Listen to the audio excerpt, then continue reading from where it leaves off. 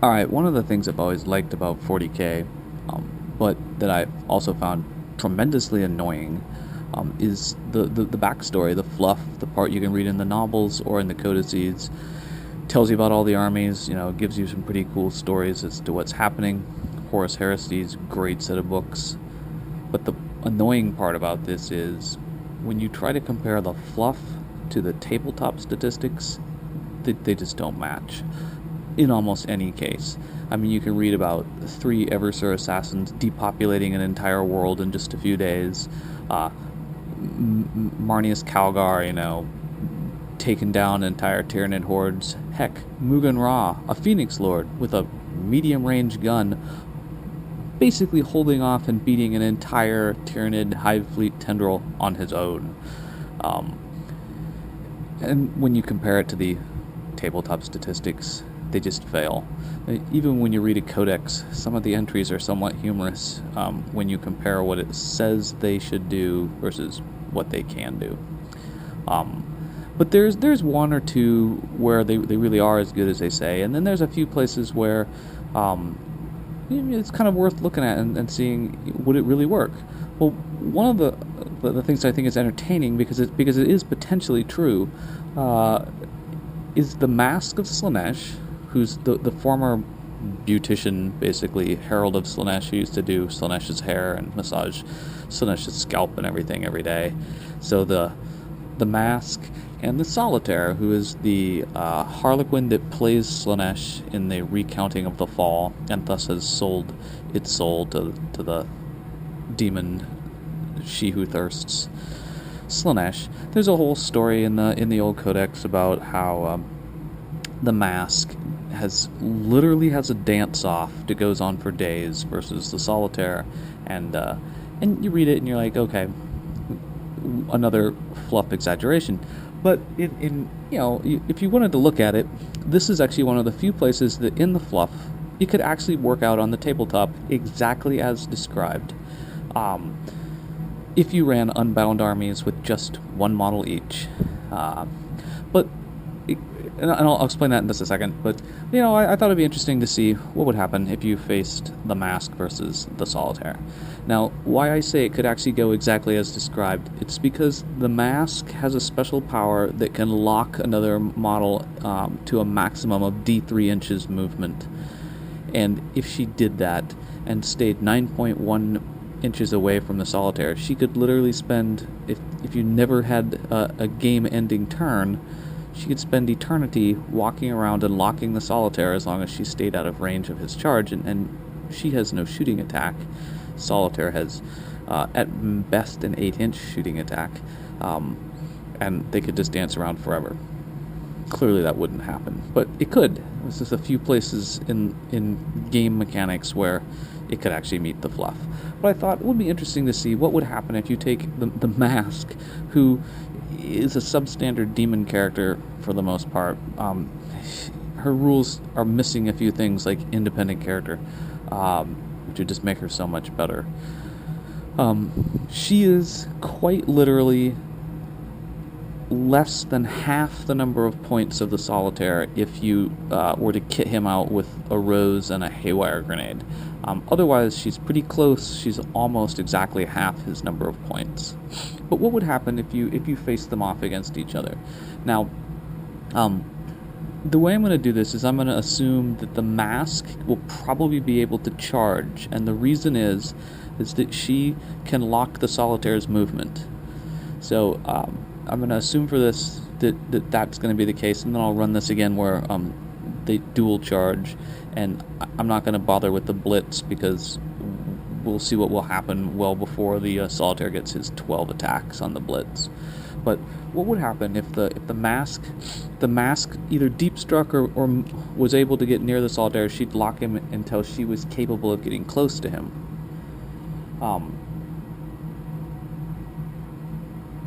When she locks him in movement, the Solitaire loses 5 off its weapon skill, and so the weapon skill of the Solitaire would drop to 4. Very important because the Masque has weapon skill 7, so if If the Masque could knock the weapon skill down to 3, it would be a big issue because the Solitaire would hit on 5s, but Solitaire hits on 4s, Masque hits on 3s. So I'm going to assume, and I'm going to roll the dice for this, I'm going to assume that the Solitaire is the one being charged, and I'll just say that the Solitaire's got Haywire Grenades for the mechanic, so if the Solitaire is being charged, it has a... wow, that dice is just spinning. As a Overwatch attack, it misses. Masque and Solitaire charge in. Okay. Going for this embrace. Okay. Now, big issue is that the Masque is initiative 7, and the Solitaire is still going first, because even with the Eternal Dance of Caging, the Solitaire is going to be -5 to its weapon skill, but it's still going to have its normal initiative. And so the Solitaire is going to have 7 attacks, because it's got its base attacks and then the 2 weapons. And one of those attacks will be its Kiss of Death attack, so if we roll it, I rolled a 2, which means it would actually miss. And then it's going to get the remainder of its attacks, so 6 more attacks. Hitting on 4s, and 6s always do wounds. So far it's done an AP2 wound, and then it rolled 3 5s. The Solitaire is strength 3, the Masque is toughness 3, so it needs 4s to wound, and it only did the 1 wound. I'm going to roll 2 dice for this because the Masque gets to re-roll its invulnerable save, so if it's a 5 on 5 or 6 on either dice, it's okay, and the Masque gets its save. So, remarkable. The Masque still lives. We'll run this twice. So the Masque, then, she gets to swing back. She has 6 attacks on the charge. She doesn't get any sort of special auto wound, but she hits on 3s because the Solitaire will be at weapon skill 4. So she hits 4 times. She is strength 4, which is important, because she's going to wound him on 3s. He doesn't care about rending. So here we go, the Masque does 4 wounds, and the Solitaire, which has a 3-up invulnerable save, only loses 1 wound. So the Solitaire is down to 2, the Masque is down to 2, because she always has 2 wounds. So they're equal wound-wise. Now, the Masque with Slaanesh's Eternal Dance goes off in the shooting phase, but she could still use it perpetually on units that she's locked in combat with, as the rules are written. Okay, so we'll go back to the Solitaire now. So he swings with his Kiss attack, he hits with a 4, and he needs a 2 to wound, he rolls a 3. We'll just roll those same dice. The Masque then rolls, and she rolls a 6, so she gets to reroll her invul save, so she still lives, and that's critical because she would instant death from that Kiss, because it's strength 6. And then the Solitaire hits her 2 more times, and does no wounds. Oh, well, it actually could turn out in just a second that the Masque actually wins this, which the first time around I'd be surprised. Okay. Masque swinging back, hitting on 3s, so she hits 4 times, and she needs 3s to wound. She does 2 wounds to the Solitaire. His 3-up invulnerable save, he rolls a 2 and a 3, so he's down to 1 wound. And then be back again to the next round. Solitaire rolls a 4, it hits. It rolls a 4 to wound with its Kiss, and the Masque rolls a 2 and a 1, so she dies.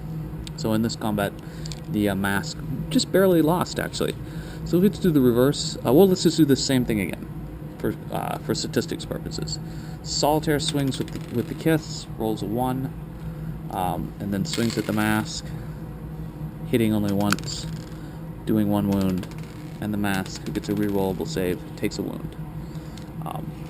The Masque then swings back with her 6 attacks on the charge, hitting on 3s, wounding on 3s. She does 4 wounds, and the Solitaire is 3 up. The Solitaire actually just died, so if I reran this combat, the Masque won 1, the Solitaire won 1. Okay, so shows out actually that if we ran it twice, that each one of them won 1 time. I think that it still favors the Solitaire because he has an instant death attack that wounds on a 2. and it's always instant death against the Masque because she's toughness 3. If she had a better toughness or better weapon skill, it would actually make the combat a lot different. But she doesn't. They both have hit and run, so it is true that they could both hit and run at some point.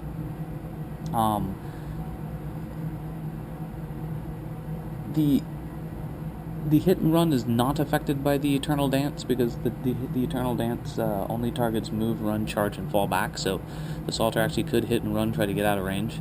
And if it got a great hit and run, it could move beyond the Masque's 12-inch bubble and then come charging back in on its turn and mess the Masque up even more.